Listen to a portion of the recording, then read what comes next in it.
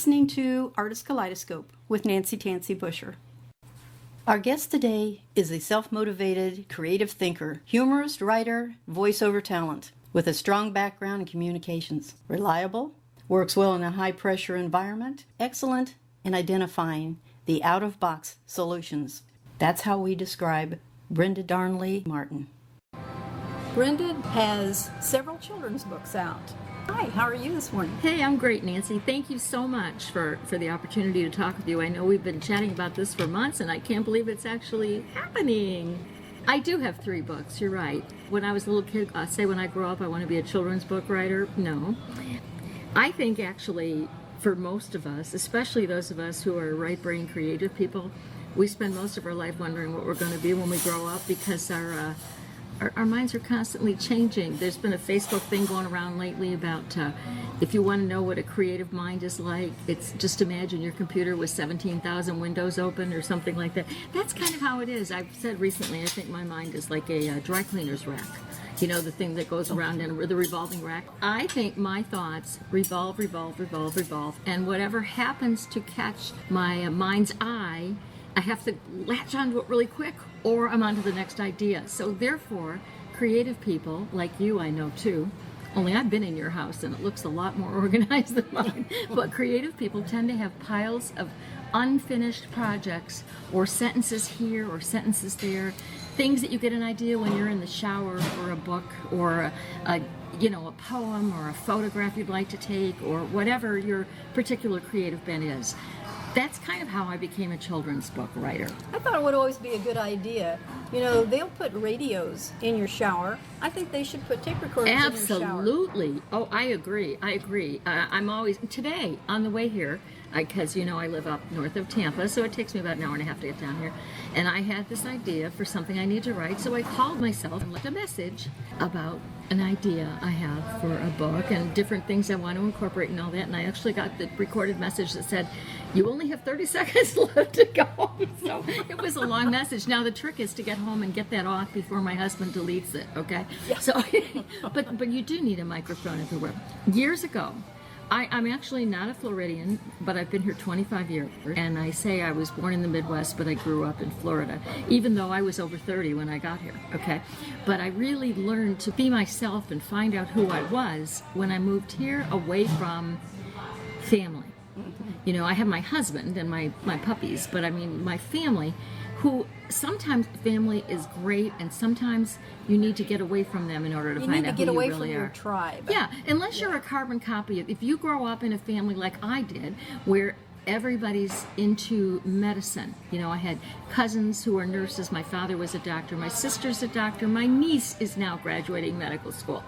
I was not the doctor. My brother was the lawyer, so I had the doctor, the lawyer. I guess I'm the Indian chief, okay? Because it was the only thing left.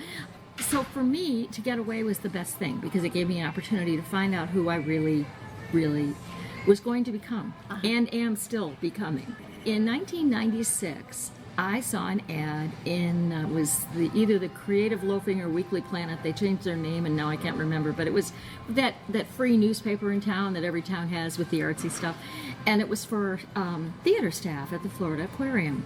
Oh. And the Florida Aquarium was brand new then. It had only been opened about 2 years maybe, and it wasn't doing well at all because it was the only thing at Channelside in Tampa other than vacant fields. They were building what is now the Times Forum, and they were building other things around there, but it was a vacant lots around it. And even the pier, the whole channel side was not there then. That was all yet to be. They hired me and subsequently 3 other actors to perform and try and make life interesting for the people that came and make it a fun experience. The only problem was that at the time they were trying to keep it totally scientific in nature. So we weren't allowed to name any fish or give fish any kinds of human characteristics. So my very first day there, and I mean the very first day, I was the only actor that they had hired, so I didn't have anyone to act with. I was very blessed to have a tour for 2 hours of the aquarium, me and a biologist. I learned so many things I would have never learned, and one of the things was she was trying to get me to see the flounder. And I'm staring and staring, and she's saying, he's right there. And this is before I needed reading glasses. I'm staring I don't see the flounder for like 5 minutes. What I learned that day is the flounder, the reason I couldn't see them is they start out like regular fish, and after the first month, their face breaks down. And then what was like a fish with an eye on each side of the face is now a fish with 2 eyes on one side. And after that, they swim sideways forever. And my thought was when she first said that, I wake up in the morning and I've got a pimple, or my hair's doing a Don King thing or something like that. That's bad enough. But can you imagine if you wake up and go in the restroom in the morning and your face has moved overnight? I say to kids when I read to them, how would you feel? And you know what? It depends on the age of the kid, the reaction. The first graders look a little, that's interesting. The fourth graders look absolutely appalled. Okay? So Yeah, really. It's kind of fun to watch the difference. But that actually gave me an idea the very first day I was there, that the lemonade in being a flounder and being different and not looking like the others is you can do something the other fish can't do. And so the lemonade is everyone having their own talents and skills, and we're not all meant to be flying Walendas, Some of us are meant to be the frogs who keep the ground nourished. Some of us are meant to be the giraffes, the elephants and the penguins and everything else. And how boring would it be if we only had giraffes? Who'd notice the up-close detail down below if we didn't have the frogs? So that was my whole thought. I wanted to create a story about that for entertainment at the aquarium, but they would not let me because it involved personifying animals. So 9 months later, the aquarium was still having a hard time, and they laid off 50 people. We were part of the 50 to be let go. I turned around and I said to one of the fellow actors, I had this great idea when I first started working here. Would you like to work on this with me? And we did. We took my idea and we wrote my first book. It's called Freddie, Hector, and Tish, the treasure hunt fish. That's the story of Freddie, Hector, and Tish, who like to go treasure hunting, and the different things they find. The first book involves Freddie discovering he doesn't look like his friends, and how he's depressed by that. And then he finds out that the world's greatest private detective looks exactly like him. They're great detectives. You can't see them. So that was my first thought. My co-author, Mary Lee Gibbons, and my friend moved away to New Orleans right after that. So I wrote the second and third and fourth books on my own. That's how I got started in it. It was totally a chance opportunity where I was inspired. And that's why I say with creative people, you have all these things that you half start. I will tell you, I wrote the first 2 books in 1997 and the third one in 2010. The fourth book, not out yet, and actually was written in 2008. It kind of got reversed because of an artist availability issue. You never know. Life is kind of what happens while you're coming up with, other plans. If I think there's something that I would like to do, the trick is just want it and then be open to it, and it'll come your way. But if you're not open to it, you could walk right up and shake your hand, Right. and you would just blow it off and say, excuse me, but I'm busy, and move on and miss it. Yeah, and that's why I think that openness is why you need a microphone in the shower, is why you need at least a voicemail, a second phone line, so you can call it from your first one to give yourself a message if that's the only option you've got. Some way to record these thoughts, because you know what? You can't get them back. You've got to make note of them. I don't care how young you are. You get great ideas. I mean, the older you get, the harder it is to retain it. But even as a young person, you can think of something and then not be able to recall it even in the greatest detail, even a day later. There's a challenge, and I'm not sure where it came from, but it had to do with genius. You look at somebody and you'll think, oh, they're a genius, because they're not only multifaceted, but they know how to get things done. Decide that there's something that you want. Say it, write it down, whatever, and then just wait patiently, but be open to it, and it will come your way. And you have to, like you say, you have to be willing to recognize it when it's there. That's the trick. Don't just trip over it and walk the other way, Someone said that if you keep a notebook with you, and every time you get inspiration, write it down. And at the end of the book, you will have become a millionaire if you complete these things. That's the trick. Complete. You have to wait, and there's a difference between waiting and forgetting. I've come to realize, I think one of the reasons, because the last couple of years have been a little more frustrating for me. My father passed away, and that kind of derailed me from what I was doing. Yeah. And I've had a real hard time getting back on the track. And it occurred to me about 3 or 4 months ago that I need to set some goals. And one of the things I said in the voicemail to myself today, because your idea about having a book is great, except for the fact that most of my ideas come when I'm driving or in the shower or something like that. And so, yeah, you either need a handheld recorder, which a lot of comedians and people do too, because comedy is everywhere around you. It's just your way of seeing what happens. Right. Some people see it as tragedy. You see it as hilarious, you know. It's important to be aware that if it's not happening, you need to pursue another thing. And one of the parts of the message I left myself today, in fact, was to set a goal to do something by a certain date, and one of the goals within that goal was to set 2 or 3 other goals to accomplish during the same time, so that I'm not sitting around just waiting for the one guy to call. Yeah. You know, if Poindexter calls instead of who was it? Ken. It was Ken. Wasn't Poindexter one of the guys on the Barbie game? Remember the Barbie game way back? Talking Barbie the doll? Yeah, Barbie the doll. There was a Barbie game back when I was a kid. And there were 4 boys that she could date. Tom, Ken, everybody wanted Ken, you know. I think he's the one that made it, because I've heard Yes, of him. but you know what? If Ken was not available, maybe Ken broke his leg in the football game. You can still go to the homecoming dance with Poindexter and still have a good time, is my point. So you might want to pursue some of the other things. Like, I have a few different projects in mind. I want to get my 4th book out. But I also have been wanting to write a book about my dog for a number of years, and then another one about what it's like to lose a dog, because it's so hard to lose, but to turn it into a positive experience, because for every dog that you lose,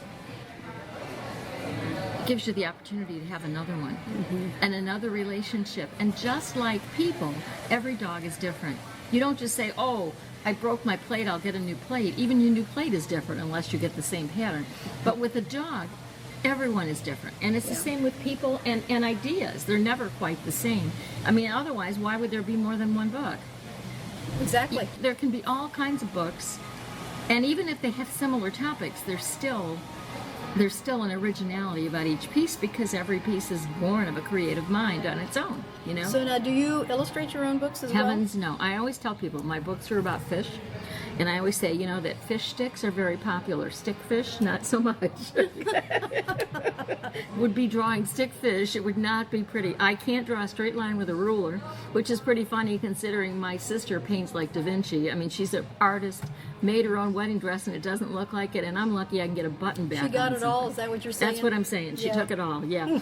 I have to have illustrators, and I do wish I could do it all, because I think then the control freak in you wants to have control of everything that happens. But I will tell you, you have a vision. Yeah. When you're creating this story, Yes. and it's the vision that you would like to pass on. Right. But true, if you're going to get an illustrator, you need to be very flexible. Yes, and that's why I like to work with an illustrator who's at least somewhat close to my zip code, so that I can actually sit down with them if I need to. You can communicate via the internet and via the telephone very well, but still, sometimes it's good to be able to sit face to face and try to get your point across. That being said, 3 or 4 years ago, I went over to St. Petersburg to the All Children's Hospital.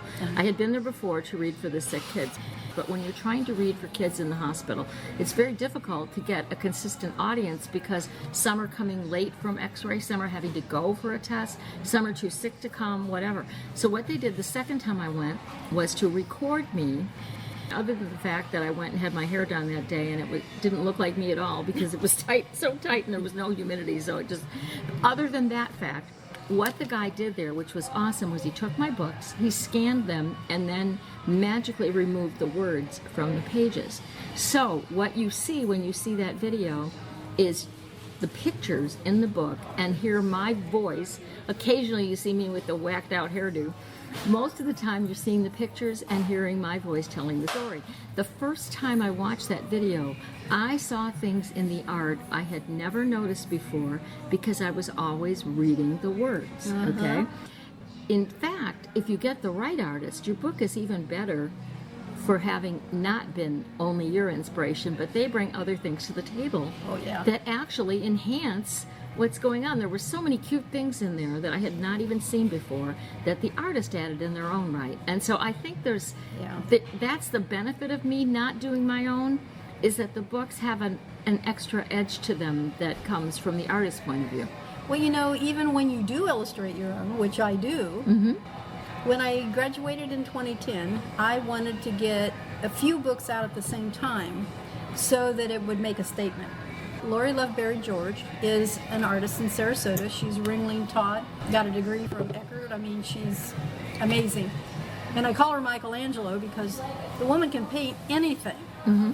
So I said to her, do you suppose you could illustrate my book? And she said, oh my, I've never illustrated a book before.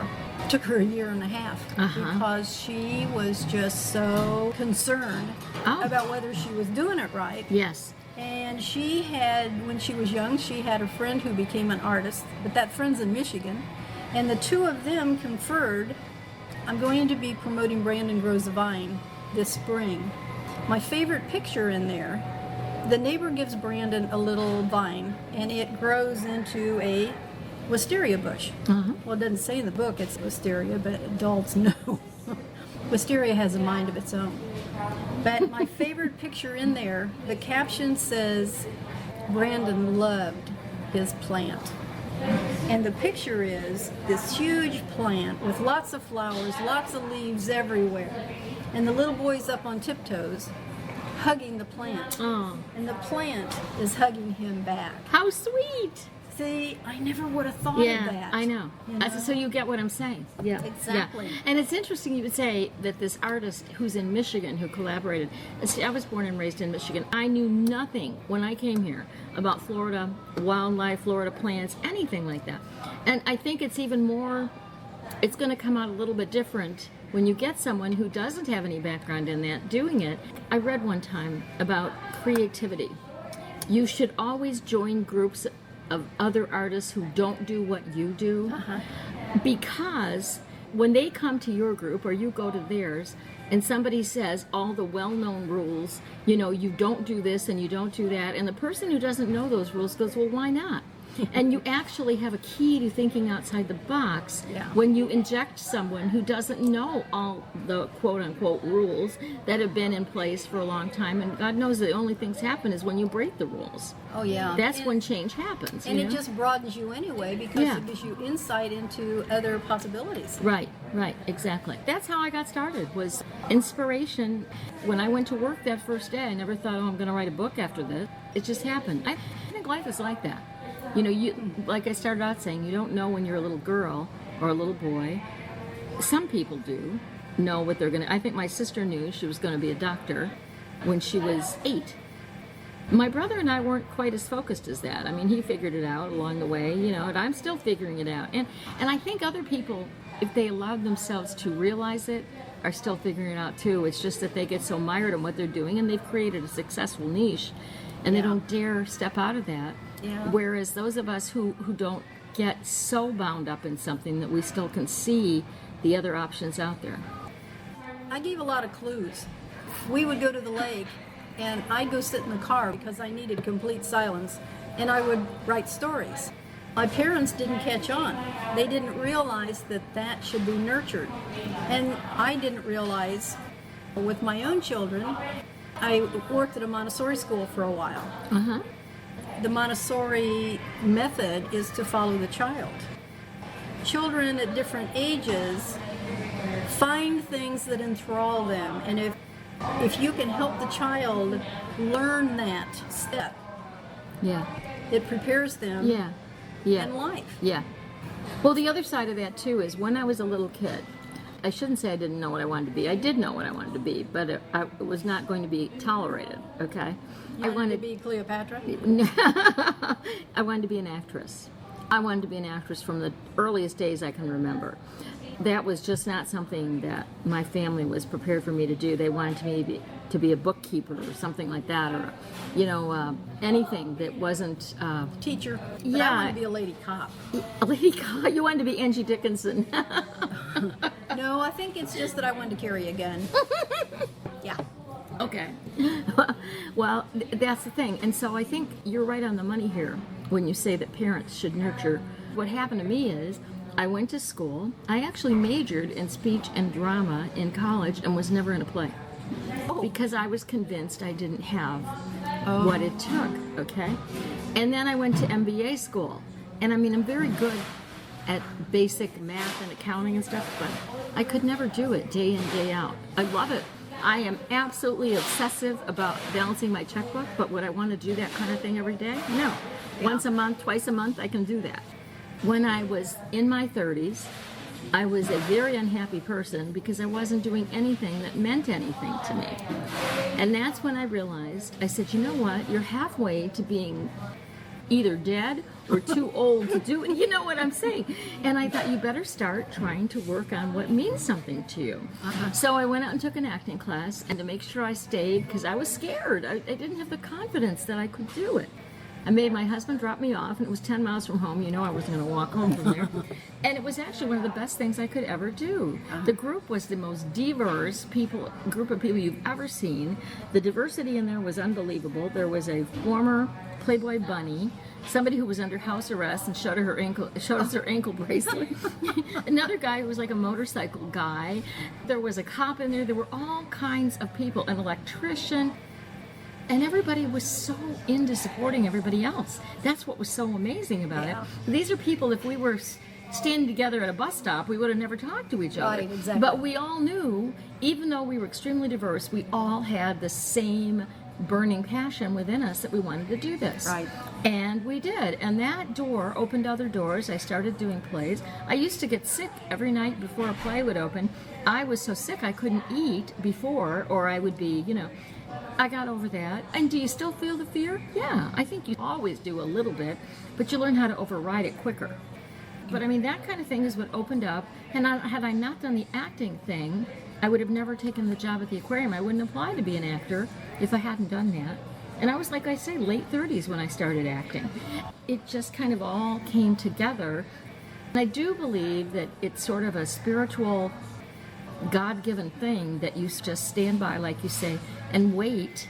And people say, well, how'd you write your books? And I say, you know what? I'm just the narrator. I'm just the scribe. God gives me the inspiration. Other people went to the aquarium and couldn't find the flounder and didn't think, oh my God, let's write a book about this. You know what That's right. I mean, it's like what's given to each of us, and we all are given talents, thoughts, ideas. I think this is important to me, not just, I think it was the topic of my book for a bunch of reasons coming together. As a child, I was supposed to fit into that mold of being what I was supposed to be instead of what I was meant to be. That's a hard thing for a lot of parents to do, and even Marlo Thomas, for those of you who don't know who that is, her father was very famous, Danny Thomas. Even Marlo Thomas, though he had been successful, he had also known poverty. If you know St. Jude's, the history of St. Jude's is he promised God he would start this hospital if God would just give him some guidance and success and help him in his career. He was a struggling comic from Toledo or someplace. He ended up doing that. He started it. He made her get a college degree. She got a teaching certificate, graduated from college, handed it to him, and then went and became an actress. He wanted her to have something to fall back on. Exactly. But nowadays, with the economy the way it is, the actors have just as good a chance at a job as anybody else. Maybe more. Nobody's working. Yeah, and actually, there's not really age discrimination in acting anymore. There used to be, if you wanted to be in Hollywood, but now you can work till you can't remember the lines anymore. Yeah. You know? Yeah. And I mean, that's an encouraging thing, is that there is no automatic retirement date in that, and they don't decide you're less sharp. As long as you can remember the lines and not fall down, There's room for everybody. But it's a generosity of spirit that is not always shared in every profession. The whole business of competition. Yeah. Competition is wonderful because you grow from it. It brings in new ideas, it introduces you to possibilities you haven't considered, but you have to talk to one another to learn this. So I was an agent for about 7 years. And A literary agent, right? yes, Okay. I represented screenwriters to the film industry. One of my clients lived in Atlanta, And she said, why don't you come spend the weekend? We're going to have a meeting. There's going to be another agent there. And I said, oh, good. I'd like to meet him. So I go. We have a great time. I stay at her house. She was wonderful. We went to the meeting. He didn't show up. Really? Really. Why? Who knows? You mean not even a call? Not even a call. Everybody was expecting him. They were kind of, checking their watches. Well, we don't want to start yet because he's not here. Unbelievable. When I decided to give it up, I had moved to Florida, and I just didn't have any contacts here, and it was so hard dealing with California by phone. Mm-hmm. What I did was I called about 10 different agencies, and I said, this is my situation, and I have about 15 clients, and they are wonderful, and I'm hoping you will represent them. Nobody. Nobody. Where'd you been before? Charleston, South Carolina. Okay. Yeah. And because there is a lot of film industry up there. And of course there's a fair amount in Florida too. But Burt Reynolds had that TV series, BL Stryker. A whole lot of stuff going on. And it started evaporating. Even by the time I got in it, it was going away. And there's not many people that make a total living based on authoring. There aren't very many J.K. Rowlings. And I think it's true of every business. 15%. Live off of it. Why does Nicolas Cage get 8 million movies and the guy who was maybe second or third under him in whatever hit series you never see again, No, could be because Francis Ford Coppola's his uncle. Well, that probably has something. Helps, yeah, The thing is, you can have all the talent in the world, but if you don't get a lucky break, you're not going to get a lucky break sitting here in the Indigo restaurant, okay? I mean, if Steven Spielberg came and sat here, we might get really lucky. That's exactly why I started doing this in the first place. Yeah. Because I know so many authors who have wonderful books. Yes. And nobody knows. Yes. You talking about this radio show? Yeah. I did a similar radio show, same thing. Entertainment and the arts. It was not just authors, actors, authors, artists, whatever. And my thing was, I'm honoring the people who work so hard and bring so much to the table and never get any recognition at all. We're really copacetic on this, totally, because it is true that that's what keeps the arts alive. Mm-hmm. If there were only the people that made a living at it, there wouldn't be much art around, period. No. And unfortunately, money for the arts just keeps dwindling and dwindling. It does. Tell us now where your books can be found. There's a couple of them in transition. First one, as I mentioned, is called Freddie, Hector, and Tish, The Treasure Hunt Fish. The second one is The Treasure Hunt Fish and Miss Bernadette's Wish. And the third one is The Treasure Hunt 3 and Judge Mia's Decree. All three of them can be purchased through my website or by emailing me. If you want signed, personalized books, that kind of thing, my website is treasurehuntfish.com. They are available online, Amazon.com, Barnes & Noble, things like that. A couple of them, the first two books may say right now they're out of print because I'm in transition. But you can always get them, all three of them, through me directly. If you are in Apollo Beach and you go to the Tampa Electric Manatee Viewing Center, they are now selling the second and third book there at the gift shop, and I'd really love it if you go there and get them. Okay. Well, thank you very much. Thank you, Nancy. A lot of luck with this. Thank you. It's been a joy talking to you, and I look forward to hearing this broadcast. Great. Thank you. Thank you for joining us. This is Artist Kaleidoscope with Nancy Tansey Busher.